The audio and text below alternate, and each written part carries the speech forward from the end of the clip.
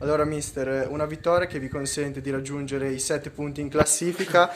Come giudichi la prestazione della squadra? Beh, bell'approccio, giusta, perché abbiamo avuto tanto rispetto di una squadra che aveva fatto benissimo, mi sono molto piaciuti.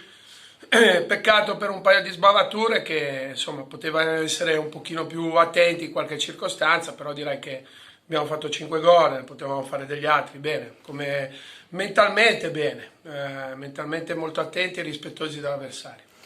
Bene, la prossima partita sarà sicuramente importante perché con una vittoria potrebbe consentirvi, diciamo, di staccare le altre e già raggiungere semifinali. Cosa ne pensi? No, no, penso che noi dobbiamo prendere tutte le partite come abbiamo preso questa, come abbiamo preso quella di Fezzano, però tutte le partite hanno delle insidie, domenica sicuramente ci saranno delle difficoltà, però stiamo crescendo un po' dal punto di vista della, come dire, della concretezza, perché siamo sempre un po' mancati, invece oggi siamo stati bravi in quello e magari dove siamo stati bravi in altre volte siamo stati veramente ermetici in fase difensiva, oggi abbiamo concesso un paio di cosette che dobbiamo rivedere.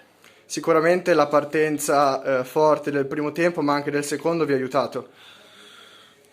Ma sì, sicuramente sì, ma questa è una forma, secondo me, giusta dei ragazzi, di rispetto, di umiltà che devono sempre mettere sul campo perché non si può snobbare nessuno, tanto più una squadra di ragazzi che gioca molto bene a calcio perché hanno fatto vedere che appena abbiamo mollato un pochino le distanze loro sanno giocare. Gli ho fatto i complimenti all'inizio, li ho fatti alla fine perché mi piace molto la filosofia, sono venuti qua a giocare a calcio e noi siamo stati bravi perché siamo stati aggressivi anche in un possesso palla. Abbiamo fatto una buona partita.